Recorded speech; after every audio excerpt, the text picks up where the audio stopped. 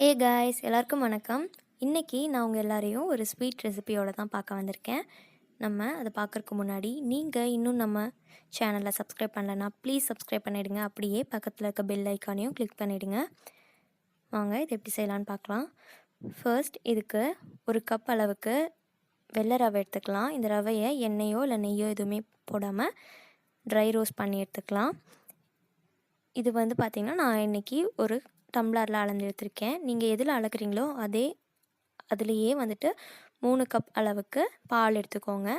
இப்போ ஒரு டம்ளர் அளவுக்கு ரவை எடுத்துருக்கீங்கன்னா 3 டம்ளர் அதுலேயே பால் எடுத்துக்கோங்க.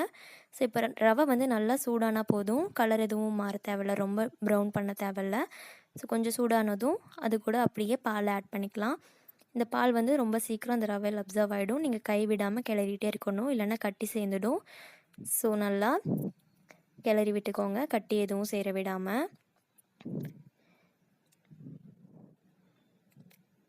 இது பார்த்திங்கன்னா ரொம்ப சாஃப்டாக கிடைக்கும் இந்த குலாப் ஜாமுன் நமக்கு. நீங்கள் இது வரைக்கும் இதை ட்ரை பண்ணியிருக்க மாட்டீங்கன்னு நம்புகிறேன்.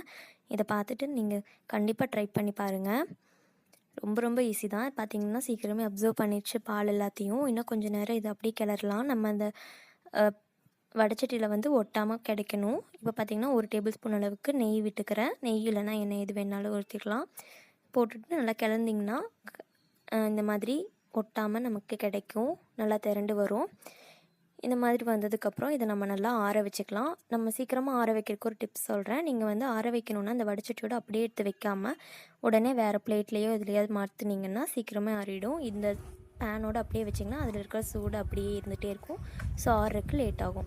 இப்போ பார்த்திங்கன்னா நல்லா ஆறுனதுக்கப்புறம் இந்த மாதிரி கையிலேயே நல்லா தேய்ச்சி விட்டுக்கோங்க, நல்லா பிணைஞ்சி விடுங்க.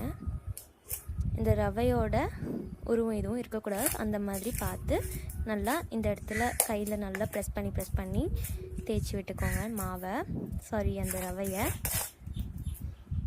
நல்லா தேய்ச்சி எடுத்ததுக்கப்புறம் எண்ணெயை வச்சு நல்லா ஒரு டப் பண்ணி எடுத்துக்கோங்க.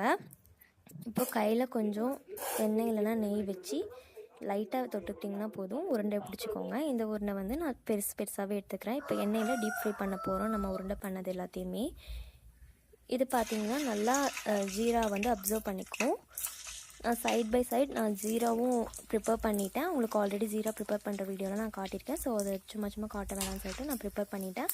இது நல்லா டீப் ஃப்ரை ஆகட்டும். ரொம்ப அடுப்பை ஃபுல் ஃப்ளேமில் வச்சிடாதீங்க. நல்லா இந்த மாதிரி ரெட் கலர் வந்ததுக்கப்புறம் பொறுமையாக குக் பண்ணி எடுத்துக்கோங்க. இப்போது ஜீராவில் இதை ஃபுல்லாக போட்டு நல்லா கொதிக்க விட்டு எடுத்துக்கலாம். இது உடனே சாப்பிட்றதுக்கு ரெடி ஆகிடும். நல்லா ஊறி ரொம்ப ப்ளஃபியாக ரொம்ப சாஃப்டாக கிடைக்கும். நீங்கள் இப்போவே கூட உங்கள் வீட்டில் ரவை இருந்துச்சுன்னா கண்டிப்பாக எல்லார் வீட்லேயும் ரவை பால் இருக்கும். ஸோ இப்போவே ட்ரை பண்ணி பார்க்கலாம்.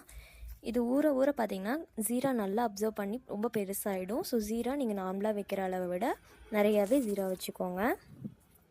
பாருங்கள் எவ்வளோ அழகாக ரெடியாகி வந்திருக்குதுன்னு, எவ்வளோ சாஃப்டாக இருக்குது பாருங்கள். நான் எடுத்து போட்ட உடனே உங்களுக்கு இந்த மாதிரி எடுத்து காட்டினேன்.